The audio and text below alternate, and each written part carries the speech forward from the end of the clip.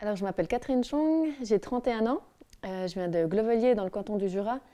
Je fais de l'escalade depuis 20 ans, je suis athlète professionnelle et aussi j'ai fait l'Uni en droit juriste et là je travaille comme juriste et curatrice dans un service social. En 2014 et 2015, on avait décidé avec mon copain de partir pour 7 mois et demi de voyage. Le but c'était forcément de voir les meilleurs sites d'escalade dans le monde entier. Donc, par rapport à ça, on a défini quelques destinations. On est allé donc en Chine, on a continué par la Thaïlande, le Laos, le Japon. On est allé jusqu'aux États-Unis ensuite, puis on a fini par l'Afrique du Sud. D'abord, on est allé donc en Chine, à Yangshu, ça s'appelle. C'est un endroit qui est très connu d'abord pour l'escalade. Et là, on est arrivé, il y avait quand même quelques autres personnes qui n'étaient pas d'origine chinoise, mais c'était quand même, on est très plongé dans un monde hyper exotique pour nous. Donc on a dû apprendre à utiliser d'autres moyens pour communiquer. La Thaïlande aussi, à 2 endroits différents. On a essayé d'éviter un peu les endroits trop touristiques. Et c'est ça qui est chouette en fait avec l'escalade, c'est que ça nous amène un peu hors des sentiers battus, dans des endroits où peut-être pas tout le monde va. Le Japon aussi, j'ai beaucoup aimé. C'est un ami d'un ami qui nous a accueillis, un japonais qui avait une salle d'escalade. Et il nous a amenés jusqu'à la côte de Jogasaki. Là, on a pu grimper avec l'océan et les vagues qui viennent juste derrière le dos. C'était vraiment, vraiment incroyable. Les États-Unis, là, on a fait 3 mois. Plutôt d'abord sur la côte ouest, où on a fait un peu tous les parcs nationaux et puis pas mal de sites intéressants d'escalade comme à Smith Rock en Oregon. Après, on est allé sur la côte est, dans le Kentucky, avant de finir en Afrique du Sud, près de Johannesburg. Et on a fait aussi un safari où on a pu aller voir les animaux sauvages et c'était vraiment chouette. C'était quand même beaucoup d'appréhension.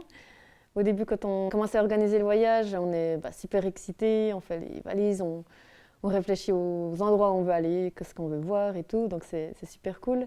Puis il y a un moment où on commence un petit peu à douter, est-ce que vraiment on a envie de partir? Ça fait comme un peu peur, on sort un peu de sa zone de confort. Et juste avant de partir, là, c'était aussi quand même un peu des doutes. Mais heureusement, on était deux quand même et ouais, on s'est quand même souvenu que c'était vraiment ce qu'on voulait faire et puis qu'on avait plein de trucs super excitants qui nous attendaient. Le moment qui m'a le plus marqué, c'est quand j'ai fait une 8C+. En fait, c'est un niveau d'escalade et ça a été vraiment une étape très importante dans ma carrière de grimpeuse, je pense. C'est la première fois que j'ai vraiment cette sensation où quand tu essayes une voie beaucoup, tu trouves les solutions. Parfois, il y a des mouvements qui te semblent impossibles et puis en travaillant toujours un petit peu plus, tu arrives à finalement à les réussir. Donc arriver au sommet de cette voie, ça a été super important pour moi, ça m'a donné beaucoup de confiance et là j'ai compris que j'avais envie de continuer ça et de revivre ce genre de moments tellement intenses et qui m'ont tellement apporté en fait pour la suite. Donc c'est un grand moment pour moi. On n'a pas eu de grandes galères, mais il y a un moment donné où, je pense surtout en Asie, où c'était très compliqué de communiquer avec les gens. Quand on était en Chine, il n'y avait personne qui parlait ni anglais ni français. Donc on s'était quand même un petit peu organisé, on avait imprimé le nom des villages sur un bout de papier et on les montrait un peu aux gens pour qu'ils nous disent quel bus prendre ou bien quel train prendre.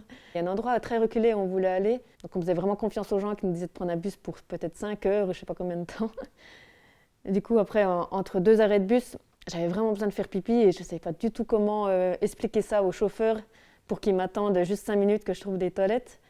Donc avec mon copain Jim, on a commencé à essayer de mimer le fait d'avoir besoin de faire pipi comme ça. Il comprenait pas. Et tout d'un coup, quelqu'un derrière dans le bus a crié quelque chose en chinois. Et là, il y a tout le bus qui a rigolé. Au niveau de la sécurité, ça s'est bien passé. On n'a pas eu de problème jusqu'en Afrique du Sud quand même. Là, quand on est arrivé, c'était quand même assez particulier l'ambiance. Il y avait toujours plusieurs portails devant les maisons avec des chiens qui aboyaient derrière et des sas d'entrée dans chaque maison avec plusieurs trousseaux de clés différents. Et un soir, malheureusement, on s'est fait braquer. On avait notre téléphone. On s'est retrouvés, il était un petit peu tard et on était en train de rentrer. Et dans un coin de rue, il y a quelqu'un qui nous attendait avec un pistolet. Alors on ne sait pas trop si c'était un vrai ou pas, mais comme on n'avait pas assez peur, on a juste donné nos téléphones. Les meilleurs moments du voyage, je pense que c'est les rencontres avec les personnes, particulièrement avec Nobu. C'était la personne qui nous a accueillis au Japon. C'était vraiment super cool parce qu'il nous a présenté plein de gens. Ses amis à lui aussi japonais qui ne parlaient pas très bien anglais, mais en faisant des gestes, en trouvant d'autres moyens de communication, on a pu passer des super soirées et c'était vraiment des moments très particuliers. Il nous a fait découvrir aussi des endroits super beau au Japon et puis ça a été une personne avec qui j'ai gardé contact encore maintenant en fait. Pendant le voyage, j'ai jamais eu envie de faire demi-tour. Parfois, il y avait deux, trois choses qui me manquaient, enfin, peut-être revoir la famille à Noël ou des petits détails comme ça, mais sinon, non, je crois qu'on a vraiment profité à fond du voyage et il y avait tellement de choses à découvrir, des choses nouvelles et je me suis pas ennuyée une minute, non. Le retour, c'était un peu spécial quand même. Les premiers jours, même les premières semaines, on se sent un petit peu déconnecté quand même. Il y a deux, trois choses qui nous choquent un peu. Parfois, les gens qui se prennent la tête pour des bagatelles et je les voyais un petit peu plus qu'avant le voyage. Mais finalement, on retourne assez vite dans sa routine. Je pense que sans hésiter, je referai un tel voyage. Ça m'a énormément apporté et c'est des souvenirs qui restent dans ma mémoire pour toujours.